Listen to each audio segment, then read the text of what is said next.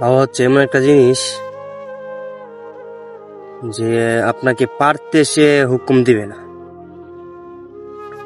যে কাজটা সম্ভব তার কাছে, এখানে আপনাকে কোনো সময় আপনাকে কাজটা দিবে না। সে যতটুকু সে চেষ্টা করে যে আমি এই কাজটা করবো, তাকে দিব না, আমার ছেলেকে দিব না বা আমার মেয়েকে আমি এই কাজটা হুকুম দিব না যে এটা করো। ঠিক আছে, বাবা হচ্ছে এমন একটা জিনিস,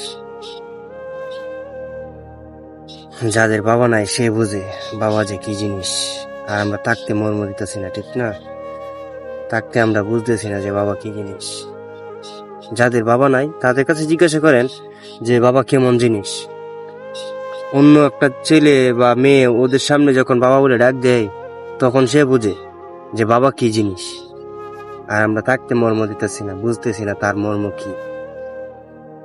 যখন বাবা হারিয়ে যাইব তখন বোঝা হইব আমাদের যে বাবা কি জিনিস। যাদের বাবা নাই তাদের কাছে জিজ্ঞাসা করেন না যে এখন বাবা তোমার কাছে কেমন লাগে।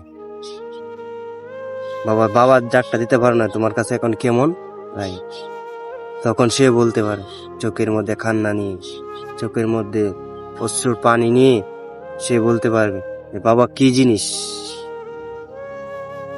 ঠিক আছে, তো থাকতে সময় যাই না না মানুষের মন, যে এমন একটা কথা আছে না, তো এইটাই। তো সবাইকে বলবো বাবা যেহেতু আছে, সবার যার যার বাবা আছে সবাই বাবার খেদমত করবেন, মার খেদমত করবেন, মুরব্বীদের খেদমত করবেন। আর সবাই আমার জন্য দোয়া করবেন যাতে তাদের খেদমত করতে পারি। আল্লাহ তাআলা সবাইকে বুঝার তৌফিক দান করুন, আমিন।